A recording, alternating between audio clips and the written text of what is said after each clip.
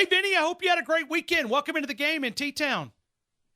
Hey, appreciate you having me on, man. The only thing I got to say is we might have to talk a little bit about this Big Ten that everybody's been raving about because they looked so great on Saturday. You know what I mean? Hey, can we spend a lot of time? And I know you live up in that part of the country. Their football is just a different brand, right? Oh, my gosh. I got people talking about Penn State. I got people talking about Wisconsin and Michigan State. And I just sat back on Saturday and smiled because the whole time I'm thinking, I told them the whole time, the SEC is a different league. It's a different conference. We have better athletes. We live up to our hype. We play better on Saturdays, and it just showed on Saturday. Michigan State had to pull out a victory. Penn State almost lost to App State, which Michigan had already done before in years prior, and it just shows how valuable coming to the SEC is. Vinny, what do you see as the biggest difference? I know you said better athletes, but how about those big nasties on the line of scrimmage? Because it seems like we've just got guys that can move at that athletic front, even though they're the big guys. That just adds to the athleticism. I Sure. mean, Julius Peppers might be the most athletic person I've ever seen in my life.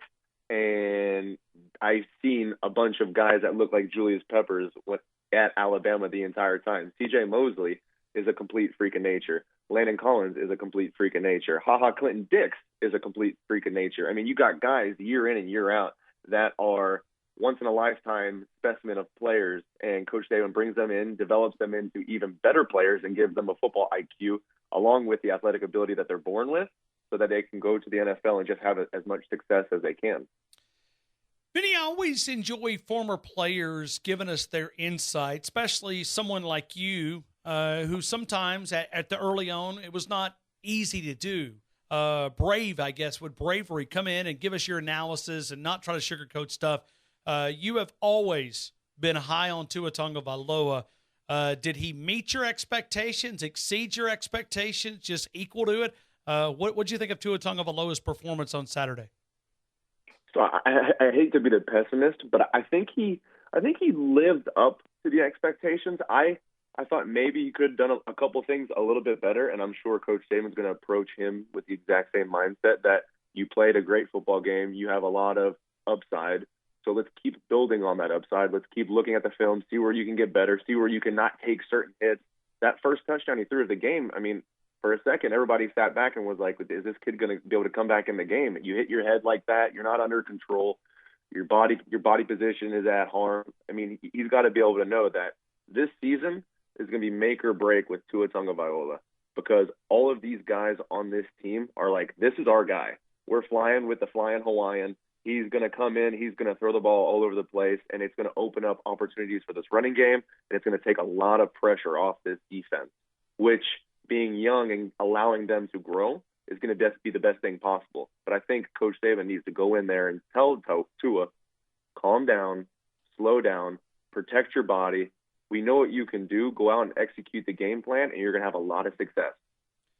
And I'm just trying to throw the other side. Is there any chance that because of the quote competition that maybe he was pressing a little bit? You know, I think he might have been pressing a little bit, but Coach Saban coming out saying Tua's the starter, saying that he's going to be our guy moving forward, going to alleviate some of that pressure. And a lot of that is pressure on Jalen Hurts also. I mean, he's sitting back. All these people, he's a 2-year starter coming into this year. You have a freshman come in, win the national championship for you. And now all these people, all they talk about all the time, whether you're walking to class, whether you're at a restaurant, whether you're just at home trying to be with your family, everybody keeps asking the same pressing question. Are you going to start? Are you going to transfer? What's going on? What's going through your mind? And a guy like Jalen Hurts, who is salt of the earth and one of the best guys on this football team from a leadership aspect, as an athlete.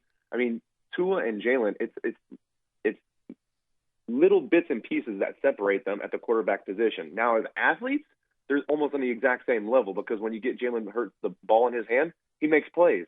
And I think that's why Coach Saban got so fired up after the game, because he would never talk about someone that goes out, gives all he can, and does everything for the University of Alabama and for Coach Saban himself. And people keep trying to get him to talk bad about Jalen Hurts. Coach Saban has nothing bad to talk about him.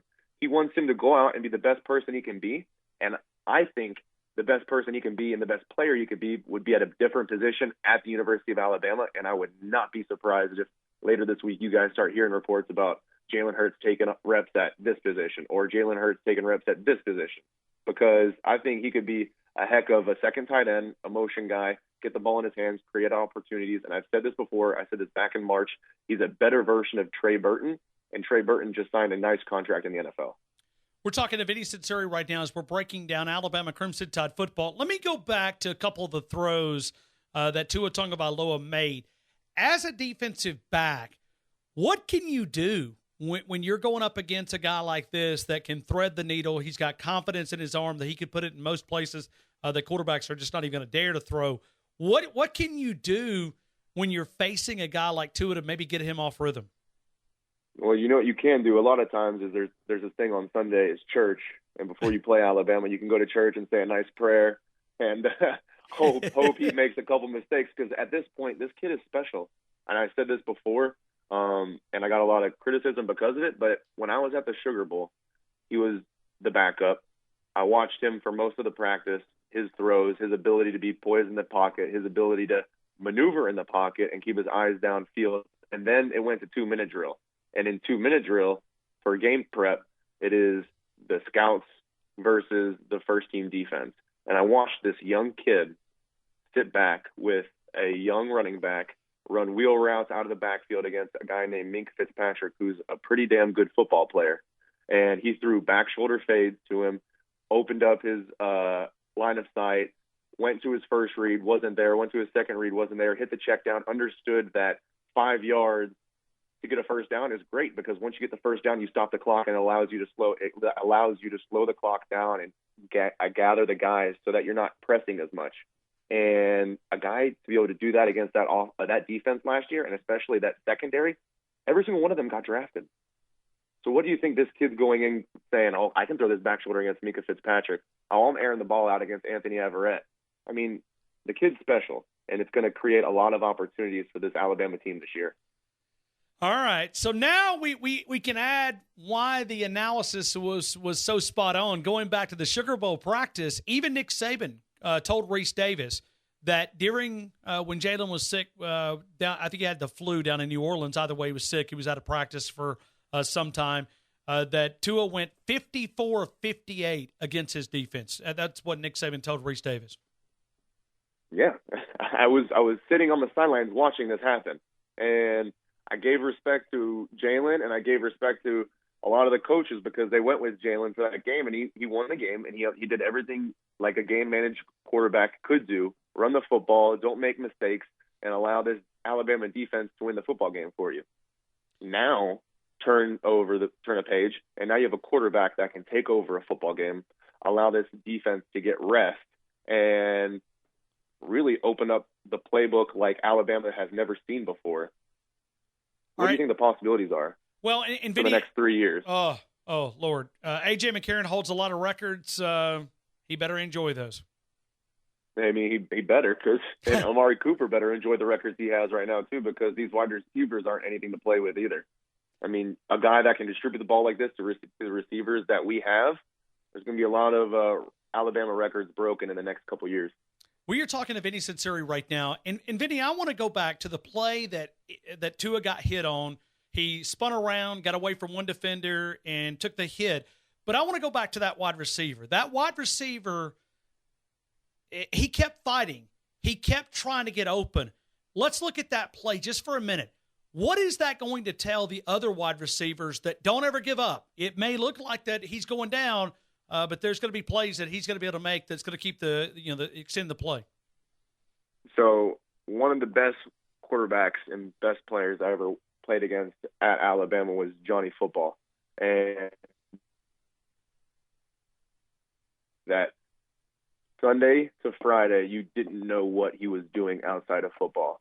And all the reports and everything that I have is that Tua Tagovailoa is one of the most respected, hardest working, committed people out there in college football right now. And these wide receivers know there isn't a thought process going through their mind, except we know that if he has the ball in his hands and he is not on the ground, there is still going to be an opportunity to score or make a big play. And these guys are going to fight for their last breath because they know that he's going to fight till his last breath. And that's what makes an Alabama football team so strong, because they've gone through the trenches. They've gone through these off-season programs together where they're looking at each other like, I don't know if I'm going to make it. And the other person looks back at you and says, guess what? I'm not going to let you not make it. So everybody's like, okay, Tua's running this 110-yard sprint. I'm running this 110-yard sprint. It's 110 degrees outside. We all have faith in each other that we're gonna keep carrying the water until it turns to wine. And it's something that they've said for a long time at Alabama. And it's true. We're going to keep going because we believe that as long as we have each other, we're going to have a lot of success. We're talking to Vinnie Sunseri right now, and the question that I want to talk about is Alabama's defense. Why was Alabama's defense so good, and maybe a couple of guys that really caught your attention, maybe a surprise player or two? They had a lot of success because this offense created a game plan and executed a game plan that was eat up the clock, start fast, put a lot of pressure on this Louisville offense, and the defense was able to create long down situations. And you had guys like Deontay Thompson and Mac Wilson out there making sure everybody was on the same page. There were no mental mistakes. And once that happens, it just goes down to being an athlete and being able to play football. And I think the biggest surprise and the biggest highlight from this game was Deontay Thompson. He is a young guy, and he showed his ability to be the middle of the field safety, go be rangy, and be that leader in the back end. And every great Nick Saban defense has that one guy, whether it's Mark Barron, whether it's HaHa Clinton-Dix, whether it's Landon Collins. I'd like to throw myself in there, but I think those guys might be a little bit better than me sometimes. Hey, you were pretty good, man. You're pretty good here. Hey, it takes a guy that can step up, fill that leadership role, and go out and make plays, because at Alabama, you have to make plays to get respect, because everybody's an athlete. Once you make the plays and you have the intelligence to tell everybody what to do, the possibilities are unlimited. And I see this guy being possibly a better version of HaHa. Vinny, let me continue here for just 4 minutes, and we'll continue. And going back here, when you look at this defensive performance, how much do you think going up against this offense in practice helped them prepare for Saturday afternoon? Well, I mean, it's immense. You're going up against an offense that is probably going to be the number one ranked offense in the country this year. You have 3 running backs. You have probably 2 tight ends and 3 wide receivers that are probably going to be playing on Sunday at some point. And the way this offensive line has the potential to look, they'll probably all get drafted. And you have Russell Wilson 2.0 underneath the center every day.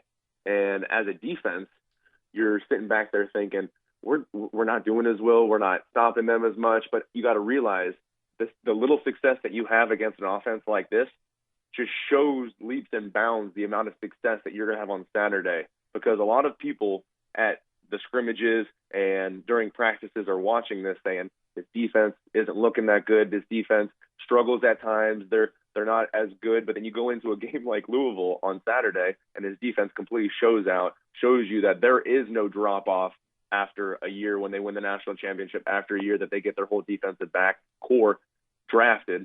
They just reload, and they just come to work every day. And whenever you have Tua Tagovailoa throwing passes, it's going to make you have to be a better defensive back, because unless you want to look silly during practice, you got to get better. Vinny, what is the biggest butt chewing? And I'm not saying this to embarrass you, but I think you can understand what Christian Miller went through. How hard is it to take that? What's the biggest butt chewing you've ever received by Nick Saban? So the biggest butt chewing I think I ever got from Coach was my first practice on campus, in camp, because I came to school early and was able to go through spring. Me and HaHa were on the field, and we were doing a coverage called Base Under a Zone Alert Bump, which is a formation recognition cover 3 based upon the tilt of the offense. And I messed up. And Coach Saban had already expected a lot out of me, and runs up to me.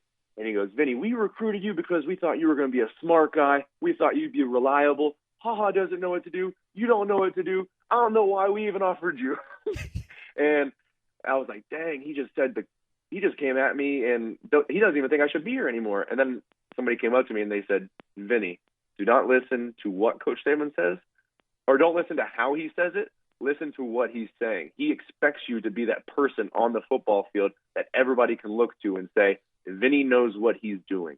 Vinny can tell you exactly what you need to do, and he will do it to the best level. And after that, I was like, okay, let me see what Coach Saban's saying. And then I just kind of bought into what he thought, bought into the process at Alabama, and the rest is history. Once you do that, the possibilities are endless with Coach Saban and what this Alabama franchise can offer you. All right, we got about 90 seconds here.